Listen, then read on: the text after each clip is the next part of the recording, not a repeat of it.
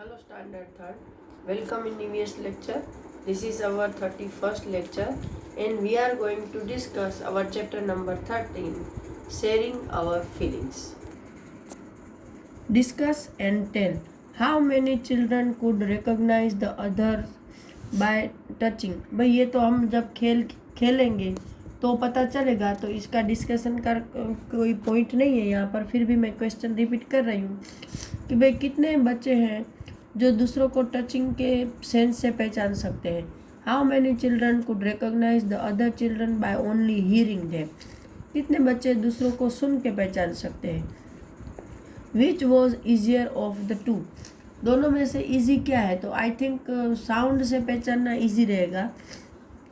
Touch and tell. How many teeth are there in your mouth? Which student in the class have the maximum number of teeth? ये भी जब हम कर सकते हैं तभी हो सकता है, according to this is the class activity. How many things can you recognise by only touching? कितनी चीज़ें हैं जो आप सिर्फ टच से रिकॉग्नाइज कर सकते हो।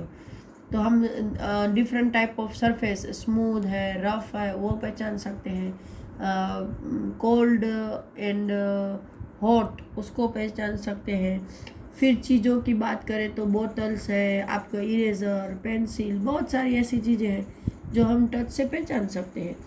Close your eyes and listen. What sound can you hear? Which people can you identify from the sound they make as they move? आप कितने लोगों को है कि सिर्फ उसके चलने की आवाज़ से पहचान सकते हो? तो भाई ये तो हमारे लिए बहुत डिफ़िकल्ट है, क्योंकि हम कभी उसके लिए हैबिट्यूएट नहीं होते हैं। तो I think it's quite a difficult task. By just smelling can you guess if it is someone close to you? सिर्फ स्मेल से आप पहचान सकते हो कि आपके करीब कोई है।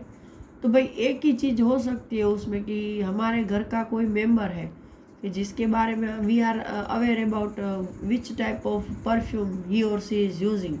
At that way we can recognize. Otherwise I think it's quite impossible to recognize with the smell, right? Now there is a special way of reading and writing for people who cannot see. It is called braille. ये अभी वहाँ main बहुत ही important part आ रहा है chapter का, कि जो लोग नहीं देख पाते हैं वो रीडिंग और राइटिंग कर सके, उसके लिए एक स्पेशल लैंग्वेज है, उसको हम ब्रेल बोलते हैं. It is written on a thick paper by making a row of raised point with a pointed tool. Braille is read by running the fingers on the raised dots. Braille है वो एक मोटे से paper पर लाइनें बना के उसके ऊपर डॉट्स रेज किए जाते हैं, उभारे जाते हैं किसी नुकीली चीज़ से, टूल से, और उसको ऊपर उंगलियां रखकर ये लोग हैं वो अपनी लैंग्वेज को रीड करते हैं. Let us see whether it is difficult or easy to recognise a shape without seeing it. कि चलो हम देखते हैं कि किसी भी चीज़ के शेप को, उसको बिना देखे आप रिकॉग्नाइज कर सकते हो कि नहीं. Take a sheet of sand paper, make a shape of on it by pressing a piece of thick wool or thick thread on it. Ask your friend to close his or her eyes and identify the shape by running his or her finger on the sheet. Ask your friend was it easy or difficult. इसमें क्या करना है कि एक sand paper लेना है और उसके ऊपर जो कोई मोटा थ्रेड हो या वुल हो, ऊन हो, उससे आपको कोई भी एक चित्र बनाना है, उसको चिपका के, और फिर अपने किसी भी फ्रेंड को बोलना है कि भाई चलो आप अपनी आंखें क्लोज करके इसके ऊपर उंगलियां रख के बताओ कि मैंने किसका पेंटिंग बनाया है. तो वो इजी होता है या डिफ़िकल्ट? तो भाई वो देखने के कंपैरिजन में तो थोड़ा डिफ़िकल्टी होता है. Ask your friend to make a shape on the sand paper in the similar way. Now you identify it by feeling with your finger. फिर सेम चीज़ आपको करनी है. Take a thick piece of paper, make an outline on the paper with the help of a compass or a needle. Make dots at a short distance on the outline drawn. You can see that the paper is raised on the other side. Now ask your friend to close his or her eyes and fill with the fingers to tell what you have outlined. Isn't it difficult? Think about how people who cannot see are able to read. यहाँ पर जो लोग नहीं देख पाते हैं उनको पढ़ाई में कितनी दिक्कतें आती है वो समझने के लिए एक एक्सपेरिमेंट करने को बोला है कि आपको एक मोटे से पेपर का टुकड़ा लेना है, उसकी एक साइड में एक स्ट्रेट लाइन बनानी है, उसके ऊपर किसी नुकीली चीज़ या कंपास के इंस्ट्रूमेंट से सर्टेन डिस्टेंस पर आपको उसमें होल थोड़ा बनाना है। तो उसको आप पुश करोगे तो उसकी दूसरी साइड है वो डॉट्स उभर कर आएंगे, है ना। तो फिर अपने फ्रेंड को उसकी आंखें बंद करके उस डॉट्स को गिनने के लिए बोलना है और बताना है कि भाई आपने क्या बनाया है। तो उसको देखो फिंगर से कैसे आपको दिक्कतें आती है वो इससे समझ में आता है कि जो ब्लाइंड लोग होते हैं वो कैसे इतनी सारी बुकें सिर्फ अपने हाथों से रीड करते होंगे। वो लोग पढ़ाई भी करते हैं, एग्ज़ाम भी देते हैं, एक्स्ट्रा नॉलेज की बुकें भी पढ़ते हैं, कॉमिक भी बुक पढ़ते हैं, नॉवेल्स भी पढ़ते हैं, बहुत कुछ रीडिंग करते हैं। Now let us learn about Braille. तो यहाँ पर आपको ब्रेल के बारे में बताया है कि what is Braille and how it is invented. You have seen that Ravi Bhaiya read special type of books. How were these books made? Who first thought of these books? Let us find out about it. कि भाई यहाँ पर आपने पढ़ा कि भाई रवि भैया बुकें पढ़ते हैं, राइट, स्पेशल तरह की।